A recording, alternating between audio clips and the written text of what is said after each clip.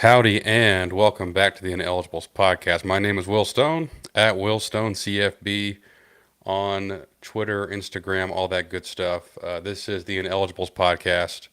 You can find us on YouTube, Spotify, Apple Podcasts.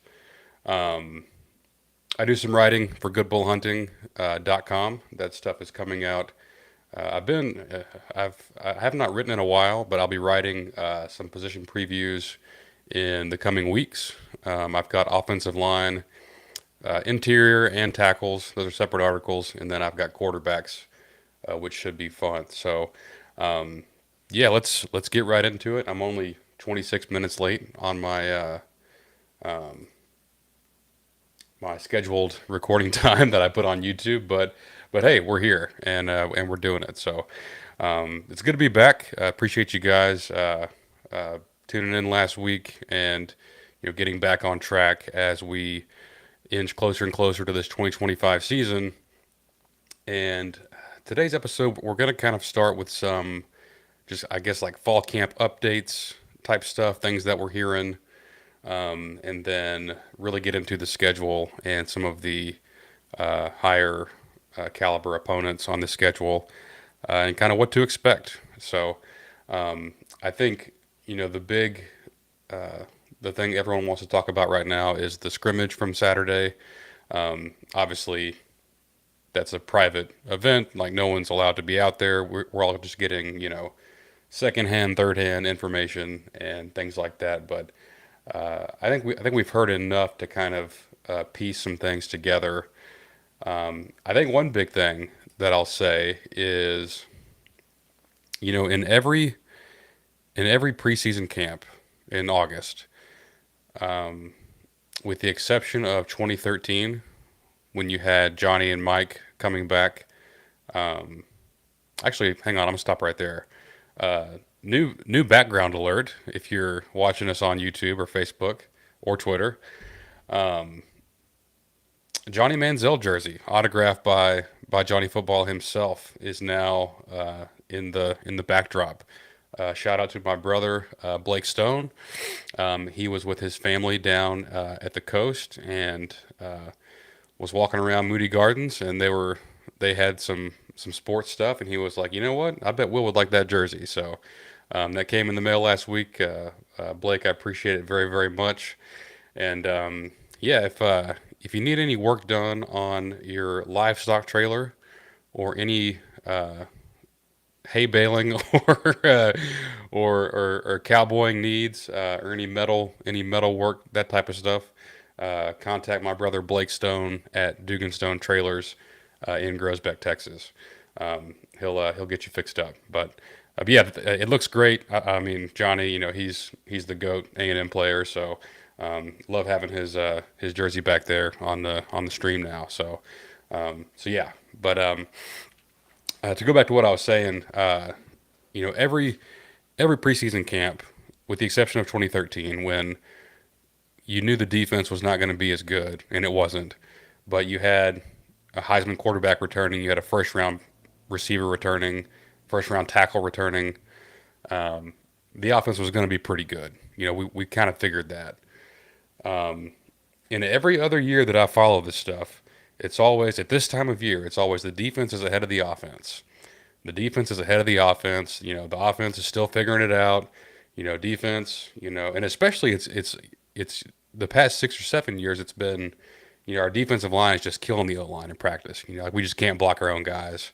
And some years that was acceptable because we had some talented guys on that defensive line. But other years it was, the O line was just not very good. And this year it's been the complete opposite, which I think is very interesting. And you can take it a negative way if you want to. I think it's a pretty big positive. But by all accounts, the offense is getting the best of the defense right now. I think that's pretty consistent messaging from all sides in and around Texas A&M, which is big. I mean, I think we've kind of gone back and forth on how last season played out and where to place the blame, and there's plenty of it to go around, and no one's no one's free from blame for the, kind of meltdown at the end of the season. It's probably, I would put more of it on the defense than the offense, but that doesn't mean that the offense doesn't need to get better. It definitely does if A&M wants to win, 10 football games, which is not going to be an easy task. So, with a quarterback in his first, you know, going into his third year at A&M in college, his second year under this coaching staff, and his first year being the guy, being, hey, you're the starter. We're building the offense around your skill set. Um, you're getting all the reps with the ones and all that good stuff. And we also went and got you a major upgrade in terms of skill talent to utilize and guys to throw to and guys to hand the ball to, either transfer portal or just guys being healthy or whatever else. I think that's a good sign that you're hearing. Hey, the receivers are making plays. The O line is very deep. That's a veteran group we talked about last week. A ton of fifth and sixth year guys, NFL caliber guys. Maybe not a top 10 pick in that bunch yet, but some guys that have played a lot of football that have grown man, strength and SEC, a ton of SEC ball games under their belts. And the defense isn't inexperienced. It's just, I think you lose those guys you had last year on the D line, the Shamars and Nick Scorton. And at least from, this time a year ago, if someone said, the defense is just killing the offense, well, yeah, we all believe that. Like the O line was, still kind of a wait and see type of thing. We had these great guys on defense, but now it's flipped, and I think this offense is something to be excited about. I think it's something that can be a strength. Maybe the strength of the team is the ability to not just run the ball, but create explosive pass plays, and attack defenses in different ways. It's not just like last year. All we had down the well, not even down the stretch because you didn't have Moss, but at our peak, it was, hey, we're going to run the ball with this big O line and Le'Veon Moss, and against LSU, it was we're going to have the QB run game on top of that, and then Moss goes down, Basantis, your left guard, he's not healthy. It's a revolving door at that spot.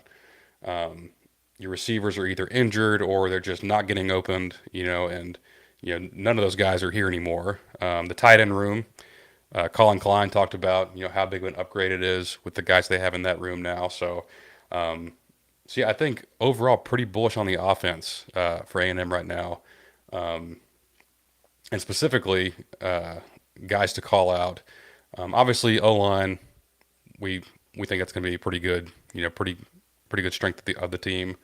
Sounds like Marcel is taking some needed steps in terms of you know in terms of his passing, and then like a handful of guys that are standing out. And you hear um, I've got some clips from Colin Klein who spoke to the media yesterday, and I'm going to play some of them.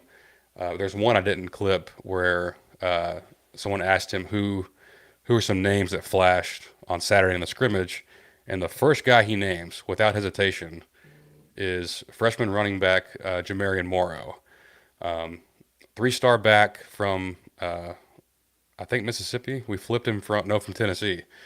Flipped him from Missouri late in the process.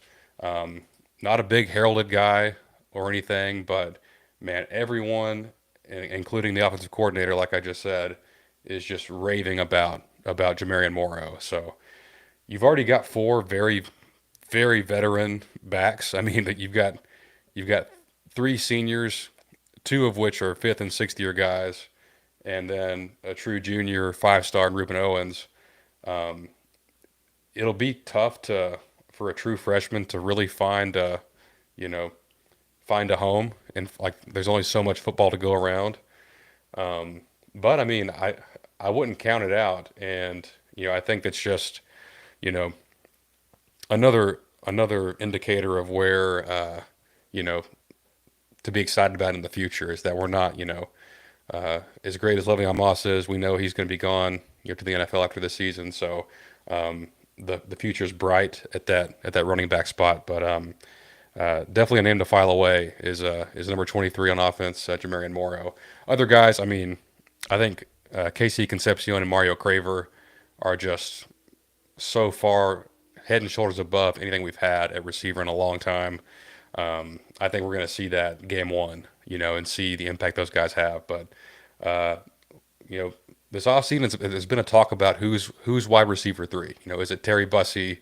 Is it Isaiah Williams? Is it Ashton Bethel-Roman?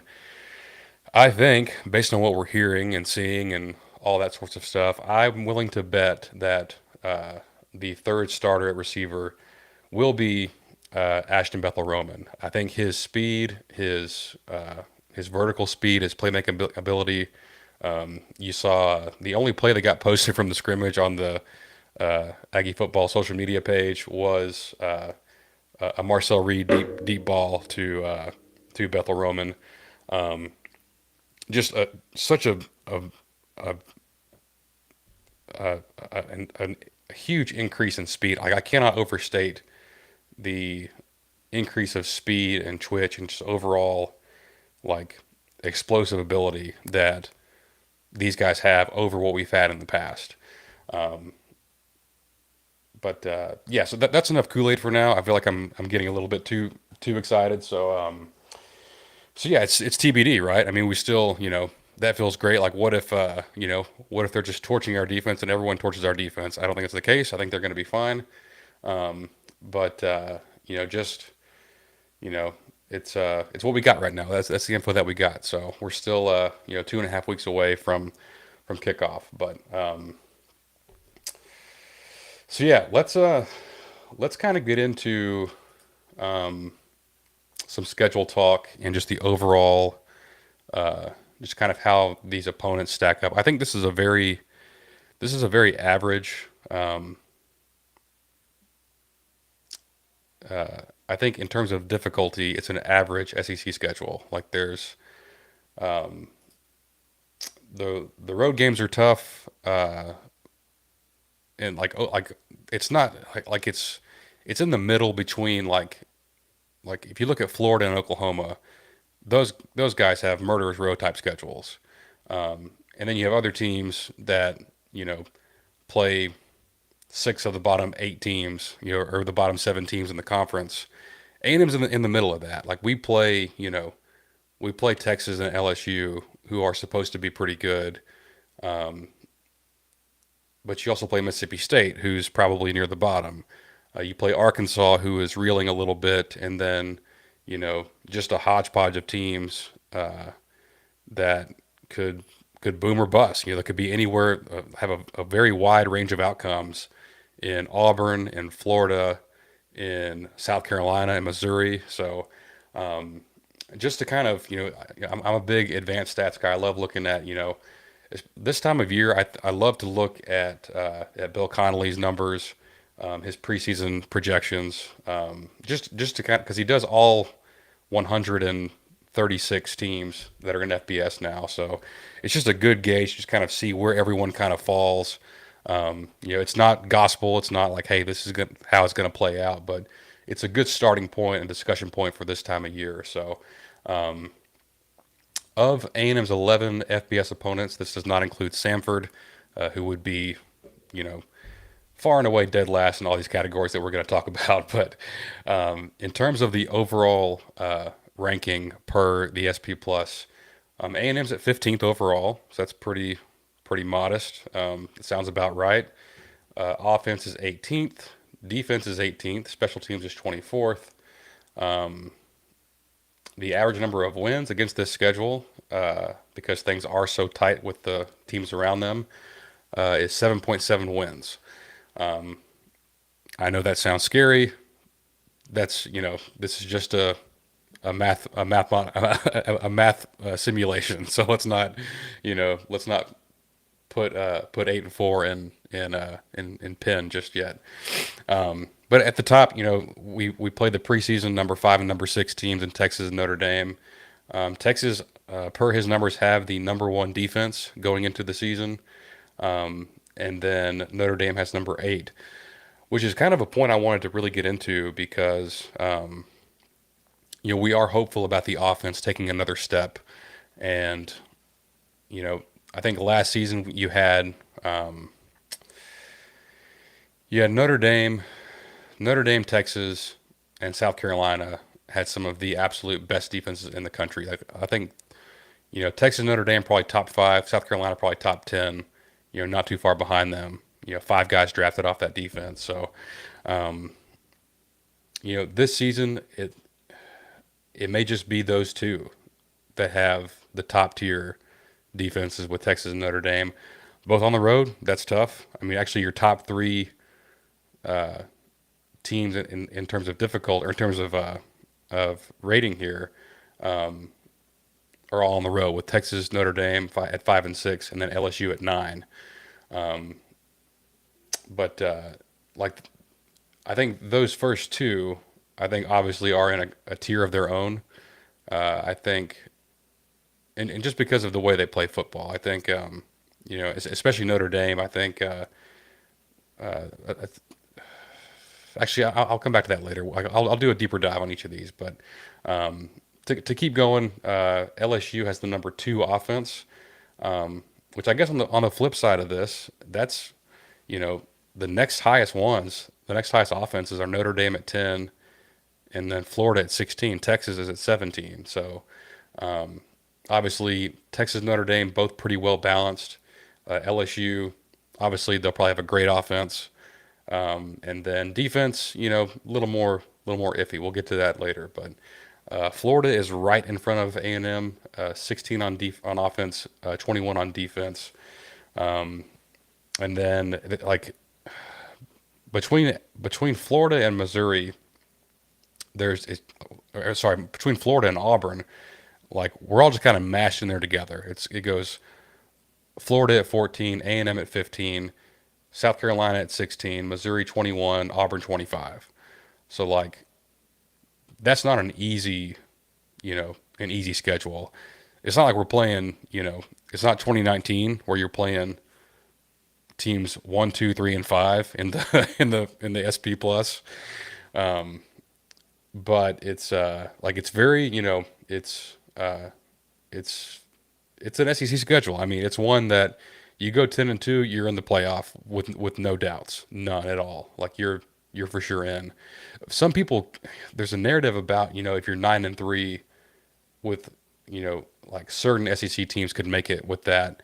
Um, I don't think we're one of them unless unless that meant like obviously one loss was to Notre Dame, and then we somehow wound up in kind of like last year. If you had beat Texas or Auburn and wound up in the SEC title game and then won it, then you would have been in. But I don't think a 9-3 gets you there unless there's just absolute chaos, which that's a possibility. But and then to continue on, there's a lot of discourse right now about and not even a lot. It's just one thread on TexAx, but it does crack me up about UTSA, which is our season opener. And people hear any G5 team, and uh, they immediately think, oh well, we should beat them by 50 points, easy. Just roll out of bed and just wipe the floor with them. And for FCS teams, I agree. If we're playing Prairie View or Sanford or Tarleton here in a couple years, yeah, you're probably going to beat them. You're probably going to score 60. You'll have the backups in by the fourth quarter. I mean, really probably second half, and then like the third string guys in the fourth quarter. But like UTSA is ranked ahead of Mississippi State. They're 63rd overall. Mississippi State 71. Now, on the other hand, bringing up the rear here is Utah State, which is our week two opponent. They're 119. They're bad. Like they're a bad football team. Their defense is 132nd, so like pretty much like very close to dead last. The deal with UTSA, which why I'm excited about that game. I think it's a good, which you shouldn't care what other fan bases say about this game. Like if we blow them out, you know, that's a big positive in my book. If they score a few points on us, that doesn't mean the season's over with. Like they have the number 22 offense per per the SP Plus. Um, they have real guys at the skill spots like NFL, you know, NFL hopeful guys at running back, tight end, quarterback. Um, I think a couple of receivers are pretty highly thought of, but and not saying they're just going to go out there and just light our defense up, but it's a honestly it's a perfect first test because I think their defense is 108, and if the offense that A&M has is anything near what we think it's going to be, we should score close to 50 points in this game. And it's a great chance if things aren't clicking right away. This game shouldn't get away from it. Like this should be a game where the offense can settle in, and you can really start to sharpen some things up, hit some big plays. I think the run game will definitely be very successful with just the mismatch of talent from in the trenches there. But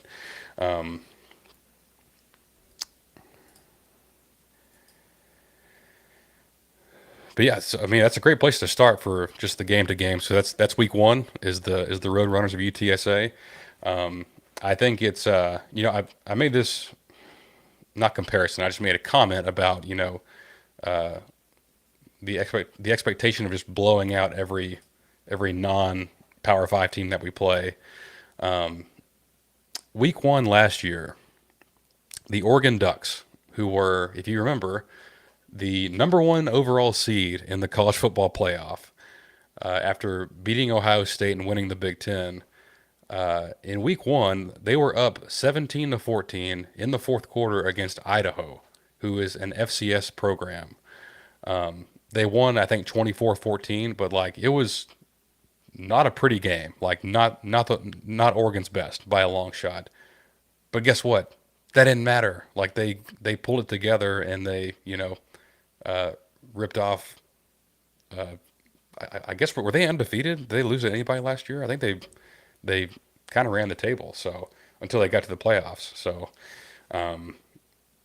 yeah, I mean, it's. I'm not saying that you should feel good if we get into a shootout with UTSA, but I'm just saying it's not the end of the world if we're just not clicking on all cylinders right away and just shutting them down completely. But I do think A&M covers the 21 point spread on that one.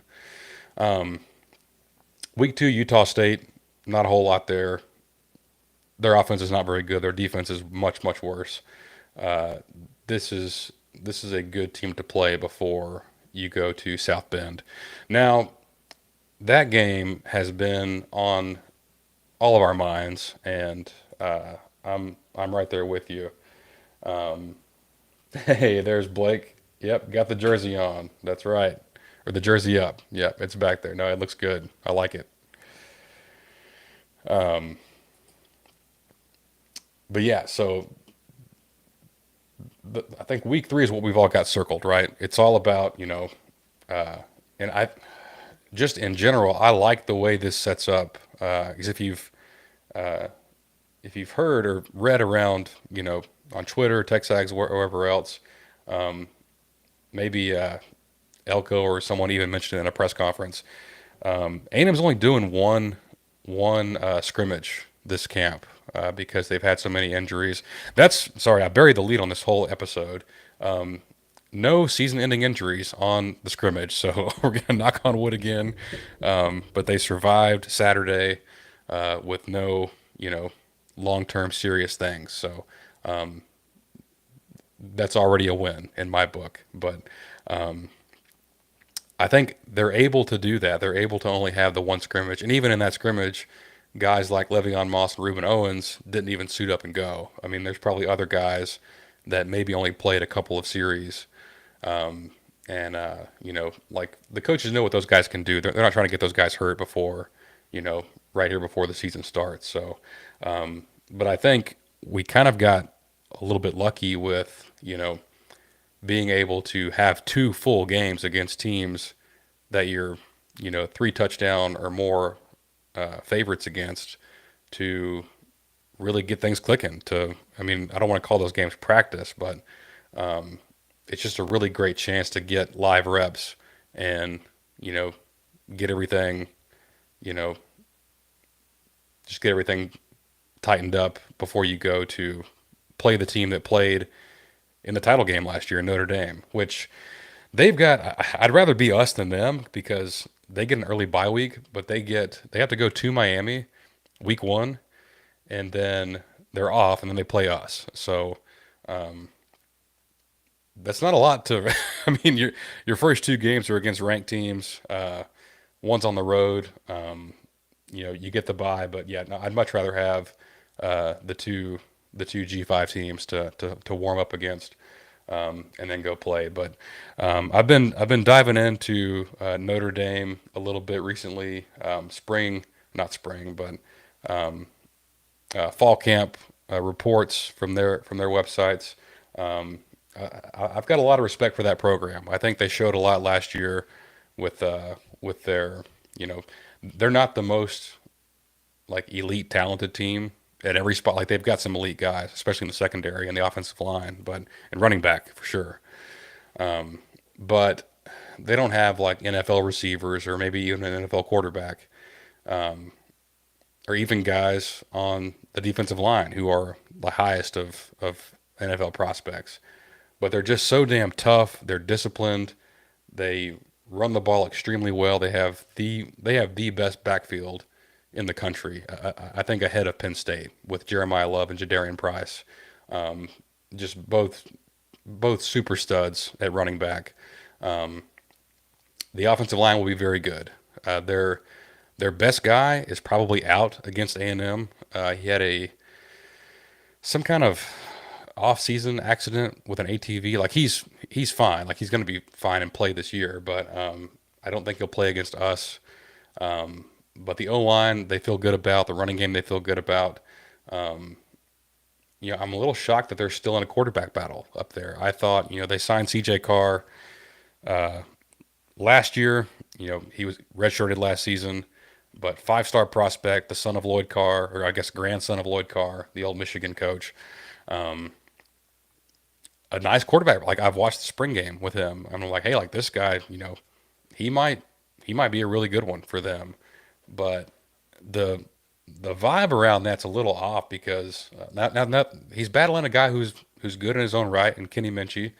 But I thought it was just a formality and like, hey, like one weekend they're going to say, hey, CJ Carr has won the competition. That's our guy. We're all ready to get behind him and move forward. But it sounds like Minchie is making things close. Minchie, you know, he's more athletic or I guess more mobile than CJ Carr, but still still a quality passer. He's not just a runner by any means. Very, he's an older guy, been around for a few years now, and can pass the ball well. CJ Carr's got a great arm. I think it must be mental with him because I think his physical tools for a quarterback are there. But yeah, they're still working through it. They think their receivers will be a lot better. I don't know. I mean, I think they'll be better, but when you a they were bad last year. Like it's funny watching Notre Dame and A&M play in game one, and they're basically the same team. If they had played at the end of the year, or I'll put it this way: if they had played with Marcel as our quarterback, we really would have been the same because it's just two guys that are taking off after the first read, and good running games and good defenses and whatnot. But you know, I think so. I think their strength is their secondary. They've got NFL guys just littered in the secondary. I think last year that really hindered us because they just manned us up and put eight guys in the box and just shut. I mean, we had some like our touchdown drive was just like a bunch of 7 or 8 yard or 5 and 6 yard Le'Veon Moss runs, and we just had no ability to make any kind of explosive play. And this year, I think we do. I think we have receivers that can challenge them a little bit more. And I think on defense, I'm not really sold on their defensive line. I know their writers and the people that cover that program are really high on Bryce Young at defensive end. I think he's fine. I think he'll probably be pretty good, but you know, they've got a lot of guys, but there's no one that's really like, oh man, that's like there's no Colin Simmons or Dylan Stewart or you know, there's no like singular guy or even a couple of guys that are like, oh, like, well, that's a first round pick, or a top first or second round pick. It's just some good players, and I think you need a little bit more than that uh, to beat A&M in that from that standpoint. I think to get after our quarterback to shut down the run game. I'm curious to see how they play us. Like when we take the field, are they going to say, you know what, you don't scare us. We're going to man up and stack the box. And I'm curious to see if that's what they do or if they do something different. So, but it's a huge test. It's a huge test for both units on A&M. I think offensively, you can do some things against the Notre Dame defense, and put stress on them and score some points. As good as they are, I think they're a great defense. But I think I would give A&M the edge in that matchup. Now, to go back to their offense and our defense, this is the biggest test for our run defense. If there's anything on the team that I guess I would call a worry or just more of an unknown until I see it, it's the run defense. And if these guys go in there, if A&M goes in there and is able to contain Jeremiah Love and Jadarian Price, that bodes extremely well for the rest of the season. Because that is the best running game that we're going to face no matter what. Like it doesn't matter who you play in the playoffs. If you make it to the playoffs, that's the best running game in the country. And I think we can, not to the extent that they did it to us, but I think we can man up with their receivers, and give them some trouble and devote some guys to the run game to slow them down. Also, maybe the biggest factor is the quarterback with versus the guy they had last year. Last year it was Riley Leonard, and he was a fine passer, but in every playoff game, he was having 15, 16 carries a game. I mean, on the first drive against Ohio State, I think he had 8 carries. Like that's absurd. And I think, um, uh, gosh, like on third and fourth down and short yardage, he was automatic. I mean, like it didn't matter if you had 11 guys all keying on him, he was going to get a first down. There's nothing to do about it. Um, Neither one of the guys they have now are like that. Um, Not that they're probably both better passers, and Minchie can run a little bit, but I'm much less afraid of them without Riley Leonard than I am with them because I just know, he's tough as nails and he's going to get those yards, and he was just automatic on those short yardage, and like you can't, you know, I almost prefer that Carr wins the job because then like I think Elko can not really be worried about the QB taking off and picking up big gains. So um, it's a huge test. A lot of time to spend on one team, but it's one of the biggest games of the season. It's the closest big game, or you know it's the very first big game of the season, and definitely the team that I've spent the most time kind of looking into. But we're gonna listen to some Colin Klein real quick. He spoke to the media yesterday. Give myself a little bit of a break, and then kind of get into the next piece of the schedule. We'll probably go a little bit quicker, and yeah, I haven't done as much research on the rest of these teams as I have Notre Dame. Um, but I guess my last thought there is I'm more optimistic now than I was maybe back in March or April.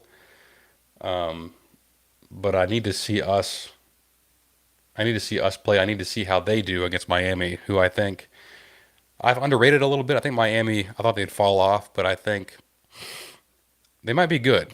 That's a sneaky good game and tough game. on the road for Notre Dame in Week 1, as good as they are. But here is some Colin Klein while we take a break. Kind of your biggest takeaways from this Saturday? Yeah, I think first and foremost, I thought our operational tempo was really, really good through all the units, through all the different substitutions.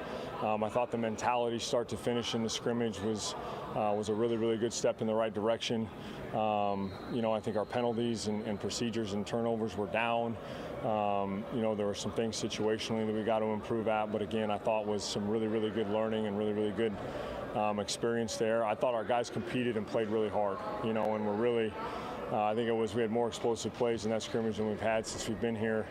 And I think they were getting excited with each other, watching each other make big explosive plays, and I think that was really, really cool to see.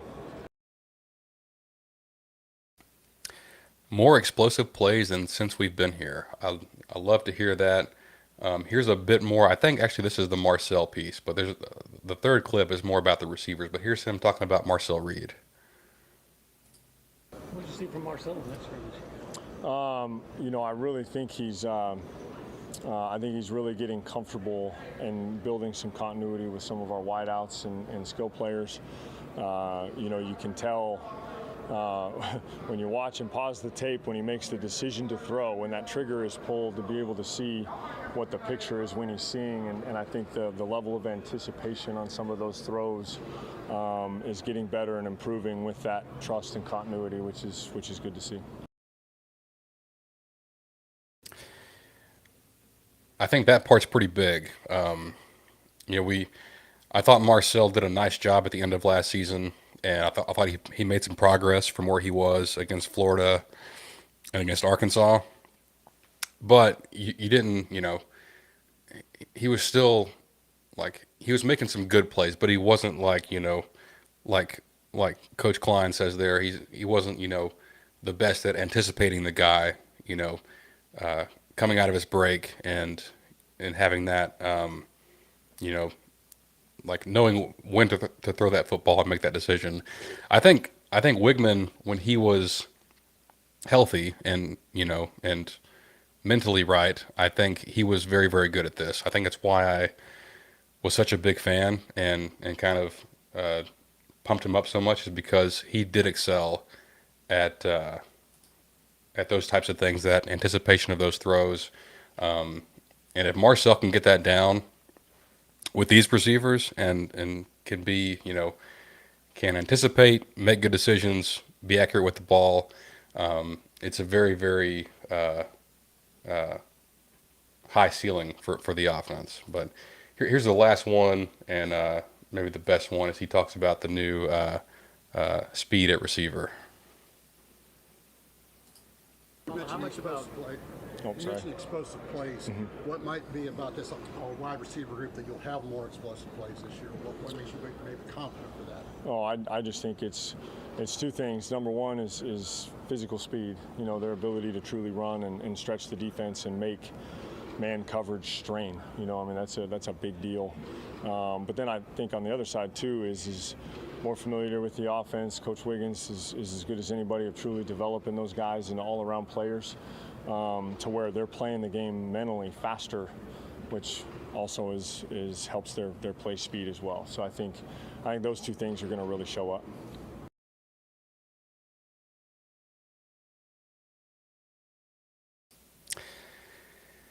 Yeah, so it's a big difference. I think you know, we had some guys with some size last year, especially Noah Thomas, and we had some speed. We weren't just trotting a bunch of 4.8 guys out there, but I'm telling you, and it's not just one guy. I think these guys can all just flat out run, from Concepcion to Craver to Bethel Roman to Isaiah Williams to Terry Bussey, which people.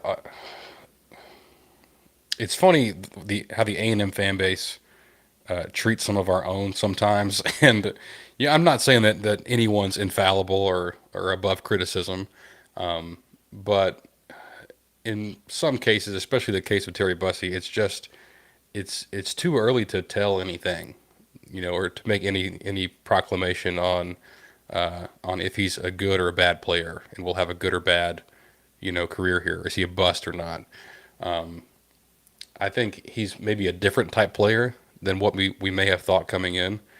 I think he's more, he's a bigger guy than we thought, more physical, not just a small, speedy guy, but he got a lot of praise from Colin Klein as well. So you factor that in, you factor in, the speed that a guy like Reuben Owens has at running back, and then the young guys, the freshman class, even though they're different types of guys. TK Norman, Kelshawn Johnson, smaller, faster guys, and then Jerome Miles, the 5-star, just freak athlete, and maybe straight line the fastest of the whole bunch. So that's what I've been dying for what feels like a decade now since Christian Kirk left. It's like, hey man, and Josh Reynolds too. He had the deep speed, so we need more speed. I think we got it finally. I think the future looks bright there. So first 3 games: UTSA at home, Utah State at home, on the road in South Bend, which I will be in attendance at that game. Very excited about that. If you'll be there too, give me a shout. We'll link up in Chicago. But after that, you get a bye week, and then you're either feeling you're probably 2-1 or 3-0. In all likelihood, if you're 1-2, it's a different kind of vibe. But then you can kind of set the stage for the rest of this season. I will say, which by the way, I don't really get too much into AP poll rankings ever, but A&M did premiere at number 19 overall. Notre Dame is number 6 at the moment. We'll see if they can keep that up and go and beat Miami.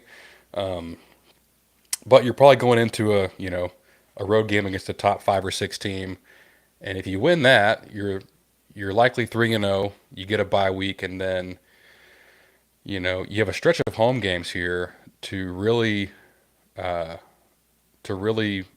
make some hay and put your best foot forward. I think 2 of these 3 are 2 of the more intriguing games on the schedule, and I'll kind of go through some of the depth charts here. But the first one, week 5, you play Auburn at home. This will be a night game, according to FBSschedules.com. I'll say this about Auburn: probably easily a top 3 receiver unit in the country. I think it's them, Ohio State, and Clemson. Maybe there's a LSU, so I mean, top 5 at worst receiver room. Sorry, I tried to pull in this returning production data before I hit go, but I was already so late. I just, I figured I'd search it on the spot. Hang on. Okay, here we go. So here's Auburn. Here's Auburn's story, how they could be really good. Actually, to kind of frame this a little bit better, I think the the strengths and the weaknesses of the teams that A&M plays are very interesting. I think some of the better teams, 2 of the better teams, LSU and Texas, their question marks are kind of in the offensive line, if they have any. Well, I mean, I think LSU has plenty of them on defense, but if Texas has questions, it's they've got some younger guys at receiver. Obviously, Arch is TBD. He'll probably be pretty good. But the biggest one is the offensive line. And I think the same could be said for LSU's offense as well. Some of their reports are saying, the O-line is, struggling a little bit so far in camp. But I think 2 teams like Auburn and Florida actually have pretty good offensive lines. And, I don't think, and I think you're even hearing stuff about Jackson Arnold, who, the Oklahoma quarterback who has transferred to Auburn, is going to start for them. Um, I the receivers are so good, and the offensive line is pretty good. They don't really have a running back to speak of. I think he's like they lost Jarquez Hunter, who's great. Fourth round pick to the Rams, a really great college running back. They've got a couple of like it's kind of a shock that they didn't go and try to get someone better than what they have. So that could be a thing. My kind of take on this matchup is it's a road game for Jackson Arnold, and he's probably going to throw at least 2 picks in this game. I'm just putting that out there. I mean, it doesn't matter if they block it well or if their receivers can break free from our corners. I think Arnold in this environment, not game at Kyle Field, will make some mistakes, and I think their defense is just fine. Like it's fine. They have a first round caliber guy at end and Keldrick Falk, but aside from like they're brand new at defensive tackle. The back seven is just there's nothing great. Like it's an average SEC defense. There's nothing too special. So if this is one of those games where especially playing at home, I think you can get Marcel Reed some confidence in this one, and could be a shootout with just like I didn't say the names, but man, Cam Coleman, that's a future top 10 pick at receiver.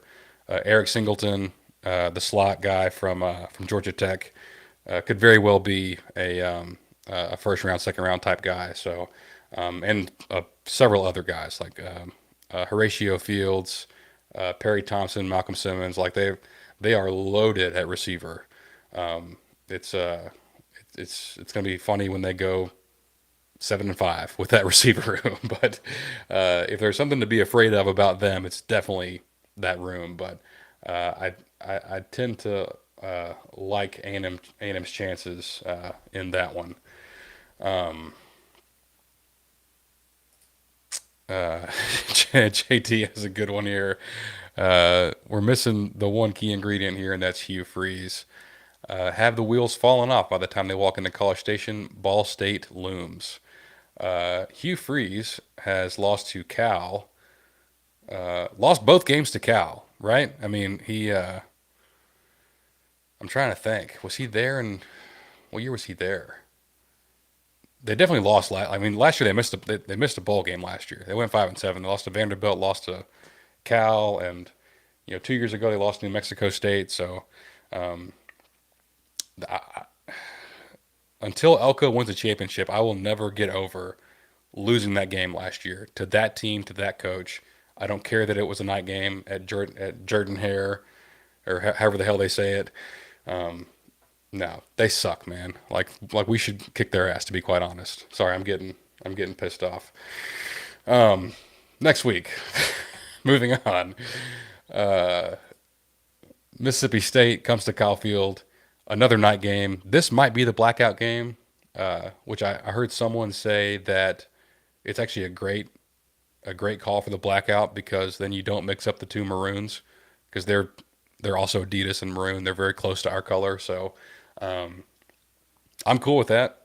Black it out against the Bulldogs. Go win by 40 and feel good about it. But um, the next one, I feel like Auburn and Florida are like the true swing games, and they're kind of right here together. Sandwiched around. You get a bye week before you get into these. You got Mississippi State in the middle of them, but Florida, they definitely scare me more than Auburn. Um, Obviously, the quarterback is a better player. I think Lagway is he's tremendous if he's healthy. Which when you hear that many different things about a guy being hurt, like different types of injuries, all in like okay, and he was hurt a bunch last year, and I'm like, man, if I'm a Florida fan, that really worries me about you know, his ability to stay healthy and play a full season. But another team where offensive line pretty good, brought a lot of guys back, a lot of veteran guys, similar to what A&M did. They've got a good running back and sophomore Jaden Ball. Their receivers are solid. I think A&M probably has a better room, but man, I'll tell you what, which we'll see if Eugene Wilson gets back to his, where he was 2 years ago. Yeah, I mean it's in Eugene. Like, I think he's a fine player. He's been hurt a ton. Like, I don't know if he's practiced. Like, he missed almost all of last year. Didn't practice. Has not practiced a ton this year, I don't think. But they're really counting on him. A kid I love is J. Michael Sturdivant. Sturdivant is from the Dallas area, and I guess just hates Texas, the state of Texas. He's played at two West Coast schools and now an East Coast school. He will not come here for whatever reason. I think he's a great player, but like a true, outside receiver, tall, fast, can stretch the field. He's a guy to watch for. But overall, they had a great true freshman, Dallas Wilson. I think he's hurt for a pretty substantial amount of time. Probably won't be healthy for the A&M game. And then on defense, I think they're okay. Like, they're, you know, about like the one guy I'll call out for them is Caleb Banks. He's an NFL guy at defensive tackle, probably a day two type of guy, but a really solid player inside. Their ends are okay. Their linebackers are okay. I like the cornerback Devin Moore and Castell at safety, but I just don't see a ton to really, that really scares you on either side. Like, I mean, it's really just Lagway. Like, he can make some truly, special plays, but it's probably a close one. But I like A&M, how A&M matches up there, and if you can get pressure, like, I think both games come down to getting pressure on Arnold and Lagway, and they've got good O-line, so it won't be easy. But I think those are two run games you can shut down. I think both defenses are teams you can move the ball on, and that A&M should be able to block pretty well. And to be quite frank, A&M has a better head coach than both those guys combined, if we're being honest. Hugh Freeze and Sunbelt Billy, I mean, I know they kept him because of Lagway, and I'll give him credit. They turned things around. They beat Ole Miss. They beat LSU when Lagway was healthy down the stretch last season. But man, I'm just not buying it. And those two games are games that A&M needs to win, that they must win if they want to get to where they want to be. So moving on, I think we're coming in on 1 hour. So we'll focus mostly on LSU and Texas to kind of close it out. But after Florida, you go on the road at Arkansas. I mean, look, man, it's probably Pittman's last year. I like Taylon Green, and I think Petrino did a fine job, as well as he could have, with the offense last year. But the O-line is just not very good. They lost all their receivers. I mean, like, they had like a pretty solid group last year. They're all graduated. They had to go heavy after, like, every receiver is a G5 guy, a G5 transfer from last year. So, guys from like Charlotte and wherever else, and they're probably fine players. They're not anything special, and the O-line's not anything special. And the only thing that makes this game scary is where it's played, and it's in Fayetteville, which, honestly, as an Aggie fan, probably preferable to playing them at Cowboy Stadium, where things always got weird. So it's just, that's, if A&M is right, that's not a team that should really challenge you, no matter where it's played, when it's played. LSU Tigers. This is it's funny how things lay out with your tougher games, all being kind of, there's one at the beginning, the middle, and the end, and these other teams like Florida, South Carolina, they could be very, very good. Last year, did we anticipate South Carolina to be that good? No, we did not, and they were. They were very good. So this is just like from what we know today. This is the teams that I think are the best. And I think Notre Dame, Texas, LSU, the road games, those are the tough ones. So at LSU, at the kind of the end of this stretch here, look, man, they. Sorry, I was trying to read this comment from JT. Bud Elliott came out this morning saying our win against Florida was a wash because they swapped out play calls on defense. Yeah, I mean, yeah, I'll pull this. I'll put this comment up here. I like Bud Elliott a lot. I admire the way he uh, the way he covers the sport.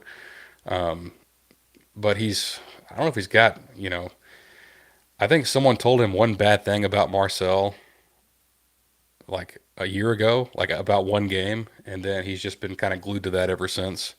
And I think maybe in his mind it's just like, oh well, Marcel will never be a good quarterback, and A&M will suck because of that. So I need to go listen to that episode because I think it's the win totals for the SEC team. So I need to check it out. But yeah, so LSU, man, no one is getting more undeserved hype than the LSU Tigers are.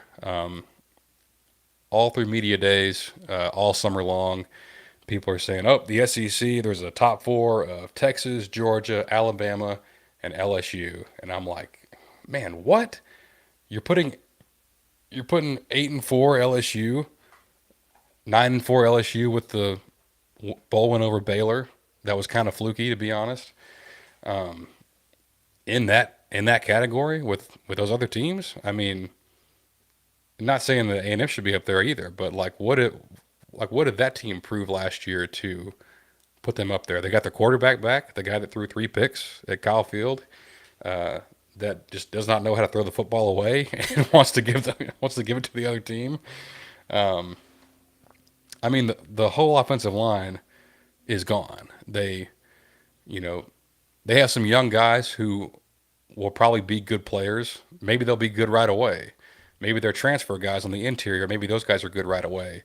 Doesn't sound that way. Sounds like they're kind of getting it handed to them right now in practice.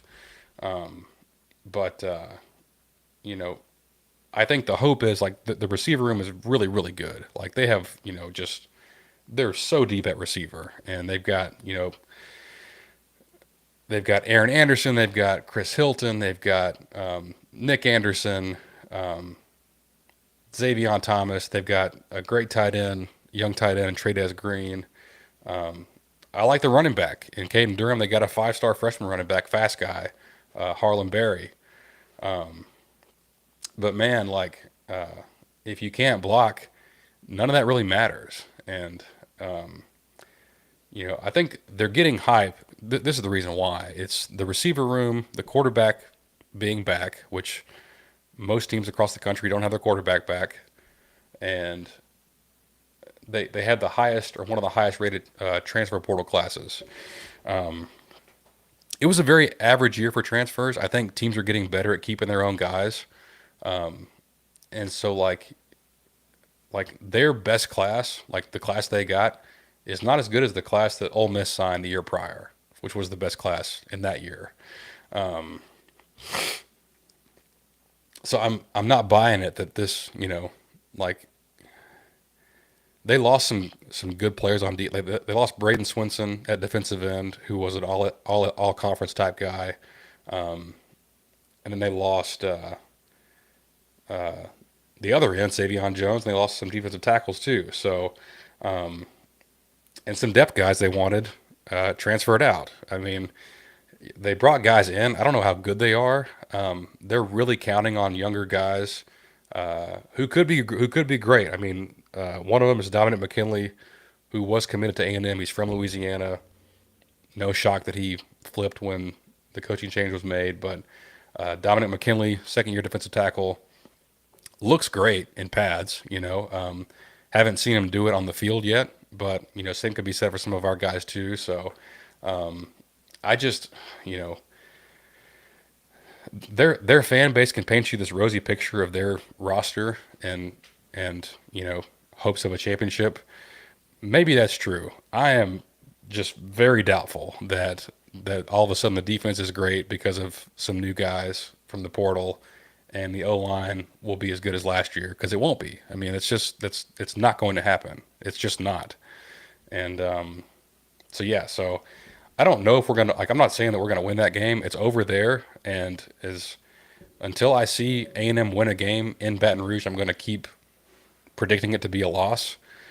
But if there was a year to do it, I mean, I think our corners can match up. I think you know, more so than last year, we can get after Nussmeier. I mean, like, they had a good O line last year. They had NFL guys all over it, and even with that, late in the game, we were able to get pressure and take the football away. And I think the same thing could be said for this year. But it's a game. It's probably the most interesting game to me of the whole season. Is how does that one play out with these two teams? Considering you know the strengths, weaknesses, where it's played, all that good stuff. It's going to be a night game. For sure, right? Like, is that, well? It's a flex on here. It could be 3:30, could be 8 o'clock, but I'll bet you $5 that it's a night game at Tiger Stadium. Cannot wait for that one, to be quite honest. And then real quick, I'm gonna take a short break. Give me 1 second.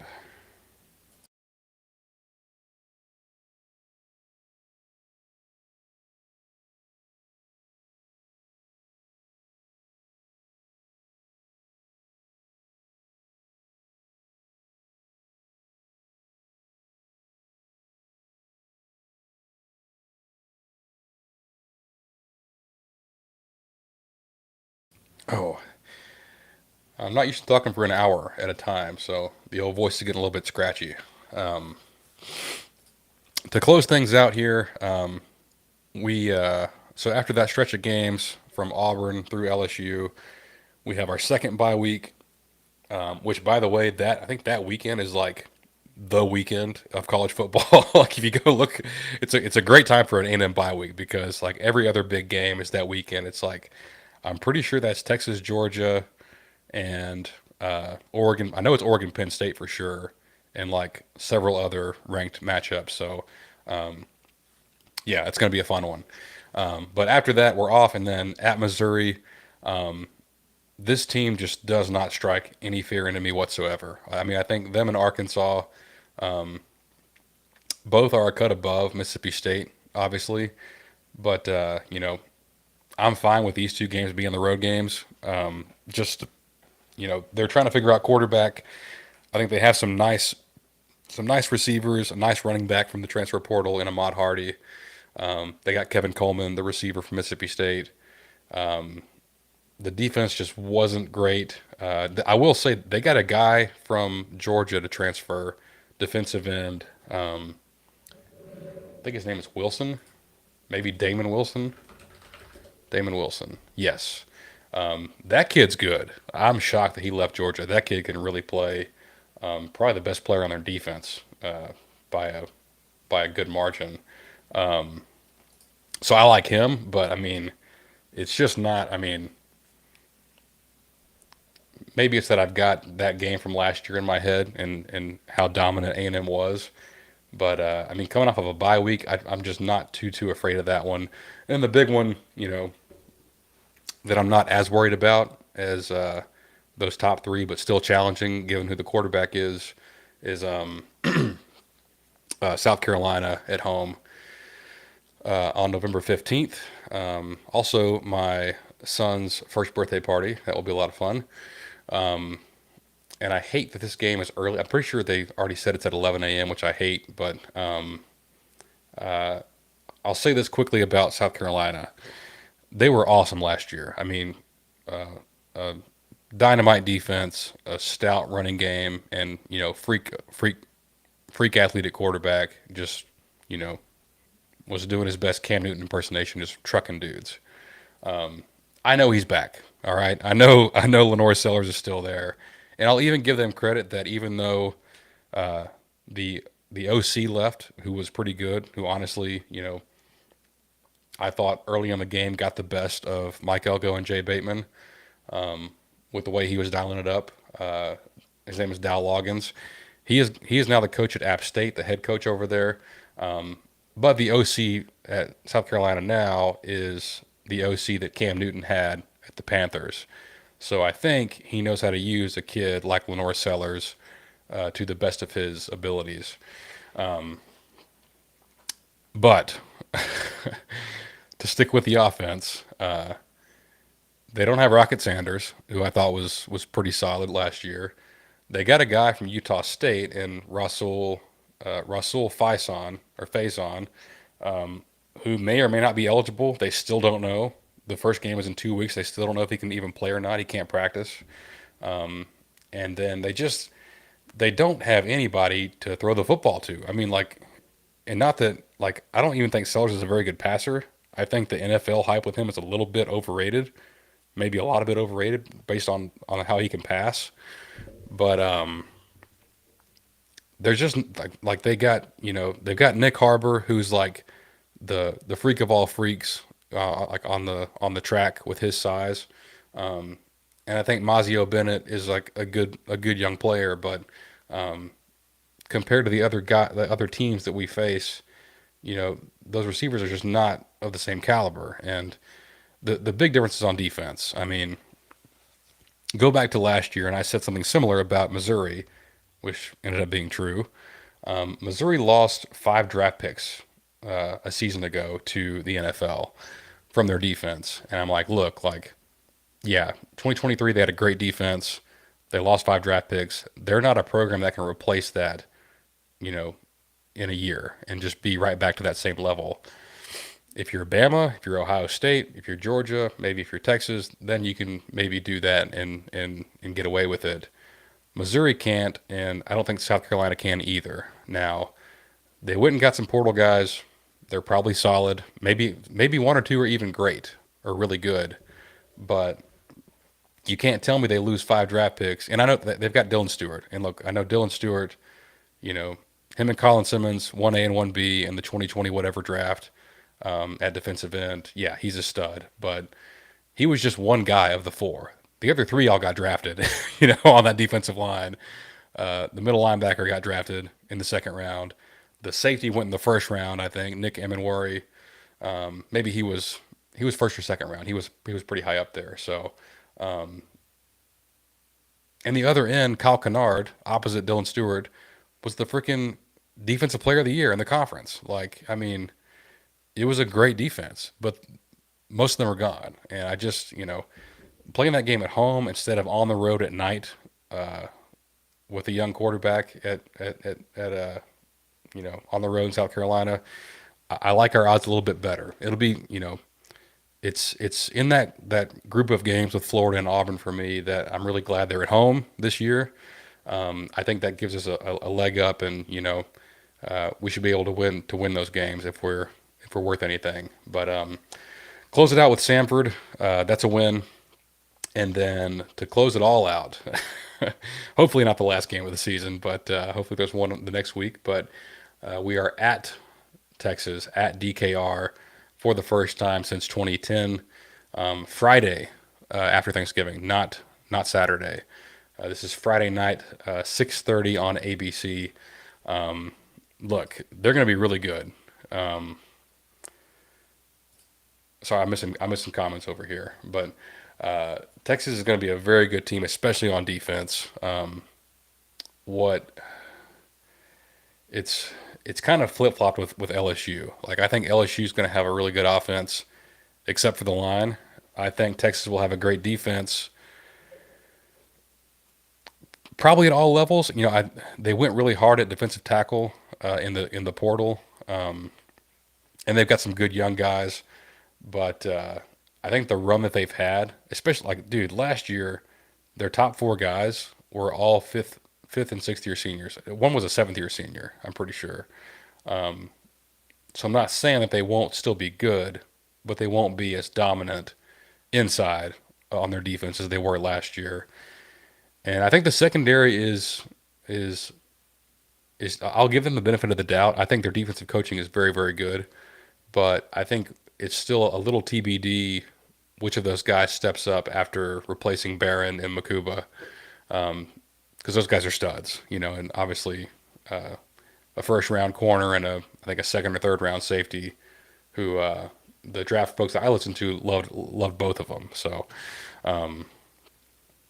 yeah, I mean Colin Simmons, Anthony Hill, yeah, like they're great, Trey Moore, another good pass rusher.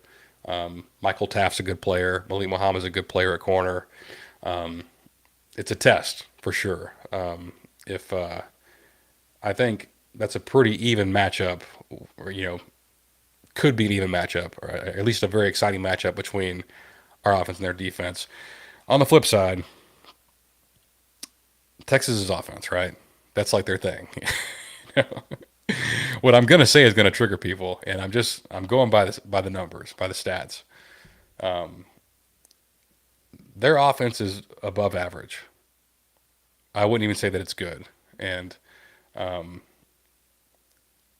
what I'm basing that on is, the past, like every year Sark's been there, and I've got to go pull it for last year, but like the first 3 years, the offensive efficiency number was like the exact same number. Like it was not any better or worse from year to year to year. Last year, I think, was even worse than the first 3 years because of their efficiency and like scoring in the red zone and like I hear guys on the during the summer talking about talking about college fantasy, and they're like, yeah, uh, their biggest worry with Arch was he would sit in too many second halves, and I'm like, y'all are effing crazy, like this, like we like I get the name and the pedigree, but like we still have to play the games. Like one of those guys said, Texas is probably going to average 40 points a game. Like when have they even done that? I mean, I know they've had good offensive performances, against good teams, but they've got some clunkers in there too. I mean, look at Arkansas last year, Kentucky last year. You know, playoff games notwithstanding, but obviously both Georgia games were not the best on offense. I'm just saying, like the Texas offense is not just 2019 LSU just unstoppable for like it's nuts some of the stuff getting said, and yeah, I'm like Arch is not even the top of my list of worries. Although I've got a take on him that I'll wait until after week one to pull that one out. But the biggest thing for them is that O line. I mean, that group last year had played together. I had to go look it up, but man, just so many games together. I mean, like from when Kelvin Banks got there, it was Banks, Connor, and Jake Majors at center. Those three guys for sure, like played together for 3 straight seasons. And we're always pretty healthy. I know Banks was dinged up at the end of last year, but like just a dominant group for them. And then right guard, I think he's the only guy back, Devin Campbell. He's a really good player. And then the right tackle also left in Cam Williams. So you got 4 new faces. I know one guy, I think he was battling for right tackle. I think he's out for the year. And I think they've got some good players, but I just don't know. Like, I think there's something to be said for the continuity that those guys had last year with not just how good they were. Like, obviously, Banks was tremendous, but just playing that many snaps together and, like having that continuity all those years, especially last year when they were also, like veteran players. On top of that, like I love the running backs. Like I think Wisner, like he's such a great back. I think Baxter is a little underrated. Yeah, I don't know how his injuries going. I know he was hurt, but if he's back healthy, I think he's a great he's a great back with Wisner. But the receivers they're young, man. Like I know, like DeAndre Moore is a good player. Ryan Wingo is supposed to be the next great thing. They got a guy from Stanford. They got a big outside guy that's getting a lot of hype right now, who's a redshirt freshman in Parker Livingstone. Tall, fast outside guy. They got the tight end from Cal, who's a good player. So there's stuff there, but like this presumption that they're going to be, averaging 40 a game right out of the gate and just, this unstoppable force. Like I'm not going to buy into that. Not until I see it happen. So yeah, I mean, it's it's between. I mean, I think Texas is tougher overall than Notre Dame. I think our defense is a. I think Notre Dame's offense is a worse matchup for our defense than Texas is because of how physical the Notre Dame offensive line is and how they can run the football. And Texas can run the football too. They'll probably be good on the offensive line, but I don't know, man. It's very, very interesting. There's, I'll say this to close out on Texas. Actually, I'll get the exact number so I don't screw this up. But I think I will give them a ton of credit for what they've done with the draft. I mean, back-to-back years of double-digit picks, and still, like, even from 23 to 24, losing what they lost, and then still, you know, making the Final Four, playing Ohio State closely, putting another 12 guys into the league. It was impressive. But what I'll say is in 2023, I'm sorry, I mean 2024. Going into 24, Texas was still pretty high in terms of returning production. Is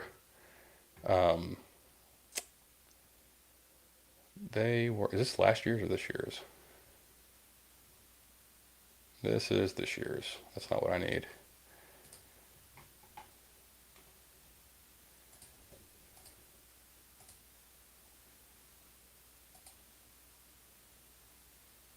Oh, this is great podcasting.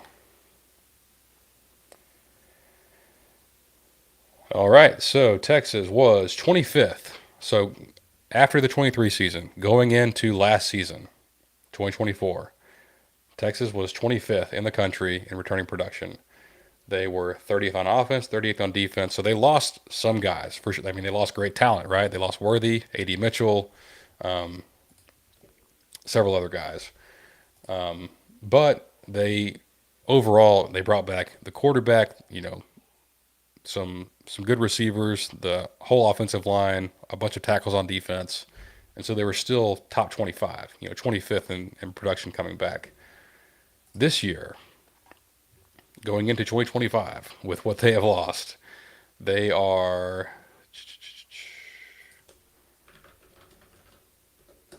Texas. Where are you? 103rd. So it's a big difference, right? They're 126 on offense. They're 44 on defense. So defense probably still pretty good. They've got some really key guys back that are really, really great players. Same DC, all four now all 5 years going into this year. And same on offense with Sark and Kyle Flood. So are they going to suck on offense? Probably not. That's very unlikely. But I'm just saying I don't think they're going to be clicking right out of the gate. Doesn't matter for A&M because we play them the last game of the season, and both teams will have figured things out. Figured some things out by then. So lots to get into in the coming weeks. Appreciate you guys tagging along through this hour and 20-minute ramble of the A&M schedule. JT had a good question to close out with here. Point maybe to close with, which teams do you respect? Understand it feels wide open this year, but I think there is a noticeable separation from the top 5 teams and the rest. I think who I respect is I'll go through the AP poll, and I'll tell you, kind of tell you where I fall on that. So I don't have a ton of qualms about Texas being one. Some people probably do. I think it's fine. I mean, it doesn't matter. It's a preseason poll.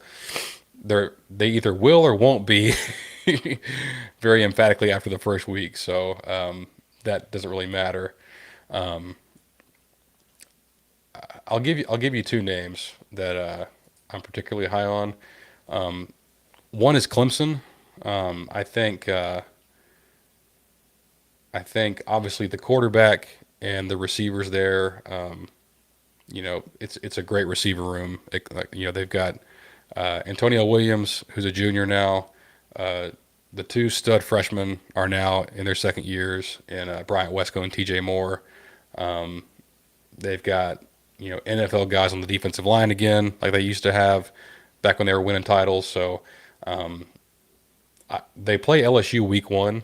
I think they will mop the floor with LSU, and they should storm through the ACC and easily secure a playoff bid. I think the quarterback, the receivers, and the guys on the D line will put them, close to the top for me. My other team's Alabama, which I didn't think I would be saying that at this time of the year. I was kind of iffy on them, but the more I think about it, the more I think that as good as Jalen Milroe was at times, he kept Alabama from being a playoff team last year. His highs are as high as they get, right? I mean, he destroyed LSU in Baton Rouge by himself. Like 4 rushing touchdowns, all big, long runs, explosive runs. They couldn't touch him that night. But then he goes and, they score 6 points against Oklahoma. He has a pick six in that game, and like the low, like it is literally the highest highs and lowest lows with Jalen Milroe. And I bet that drove Kalen DeBoer absolutely nuts because we don't need you to be Superman. Like we're Alabama, we got great talent, great line running back. I love their receivers too. But I think now that they have a guy with Ty Simpson who fits more of the traditional quarterback mold, and he's an older guy now. I mean, he's a fourth year guy in the program now. So I think with their offensive line, bringing a ton of guys back off a pretty good group, and then on defense, they're very experienced as well. So they're actually, if I had to pick a team to win the conference, I'd probably pick them. I don't know that I'd rank them first in the preseason just because I don't think they've earned that yet. But if I'm just projecting, that's kind of my pick to win the league. On the flip side, a team I'm very down on is Georgia. I mean, I could be very wrong, and I could look very stupid if Georgia goes and and wins a third title under Kirby Smart. But I think their offensive line was bad last year. They put a lot of blame on Carson Beck. Was he great? No. Was he the fault, or was he the reason? No. Gunnar Stockton is not a good quarterback. I mean, it's probably the worst throwing motion I've seen since Tim Tebow. I think it's awful. Their receivers are super average, and the guys on defense, like you look through them and you're like, okay, obviously there's 5 stars here, but very few of those guys are known quantities. So I just don't know what to do with them. Like the schedule's tough. They play Texas, they play Alabama, they play Ole Miss, they play Tennessee, who I'm not very high on. But this Georgia team is so different. It looks so different. At least right now from those 2 title teams. So yeah, I'm not very big on them, and I'm not big on Penn State either. I was earlier in the season or like earlier in the year, and I'm coming back around a little bit, but because I think they really beefed up their receiver room with some transfers. But gosh, man, you watch that Notre Dame game and you're like that offense is brutal to watch. It's so ugly. Drew Alar is he's got every tool to be a first round pick, but man, he does not have the the the it factor. You know, there's no ice in his veins. It's the opposite of ice in Drew Aller's veins. So I can't pick them to win a title. I don't believe in them. Ohio State, they'll probably be great. You know, it's them and Texas are so intriguing because they both lost so much, but they recruit so well and they have great play. Like I mean, you know, it's hard to kick them down too far. But and I respect Notre Dame a ton. But once you get past that, like I don't know about Oregon. I don't know about Miami or you know I've talked about LSU already, but and why the hell is Illinois number 12? You know, like can someone explain to me why Illinois is ranked 12th in the country? Gosh, I know that's some hater stuff right there, but come on, man, not Illinois. I don't believe in SMU. Sorry, ponies. I'm really down on quite quite a few of these teams. I'm I'm I'm really down on Tennessee. Like I thought Nico was trash, and I think they actually downgraded a quarterback. They lost the great running back in Samson. They lost so much on defense, and that defense carried them. I think they're an 8-4, 7-5 type team. I am intrigued by OU. Yeah, that's a good call out, Alante. When you watched LSU midseason last year, they were without their top five wide receivers for pretty much all season. Imagine if A&M had to play a whole season without their top five. I mean, like, sorry, I'm super. I got to knock on wood while I say that, but like it was just brutally bad luck. And Jackson Arnold is just, you know, he got benched. He was so bad, and now he's Auburn's savior. And you know, I, I, d- I think their O line should be better just because they're. I think they're all back. They're all, you know, year older, year stronger. That's, you know, a good indicator on the offensive line. Obviously, John Mateer is an exciting player and, like, you know, should be a great quarterback for them. I've got more faith in them than I do Ole Miss, Tennessee. You know, I think they're right there with A&M and Florida and LSU and Miami. I mean, not Miami, but you know, South Carolina. It's interesting, man. There's so much across the board, and you know, to kind of give some shout outs to some other teams. You know, I think you know, like super sleeper for me is, which I don't think they're ranked. Yeah, they're 27th by the votes, but I like Utah. I like that you know they brought in a new offensive coordinator, a new quarterback, new running back. If you don't know the name Devin Dampier, you will by the end of the season. That kid is a stud at quarterback. They may have the best offensive line in the country. Schedule for them is not too bad. Circle this game. Week 4, they play Texas Tech at home on a Friday night. Tech has a lot of hype right now. I would be scared to death to go play a team like Utah in that stadium at night on a Friday. So that's kind of my dark horse Big 12 pick. But yeah, so it's wide ass open this year, and it's a good chance for A&M to get in there and make some noise. So we'll see how it goes. But appreciate appreciate you guys sticking around. Little extended episode. Nothing better than sitting down and talking ball. But the comments are great. If you're not on Facebook, you need to go follow the Facebook page and get on the comments because there's some quality characters over there. But appreciate you guys so much. We'll be doing these every Wednesday. We're going to try to every Wednesday throughout the season. So thanks again as always.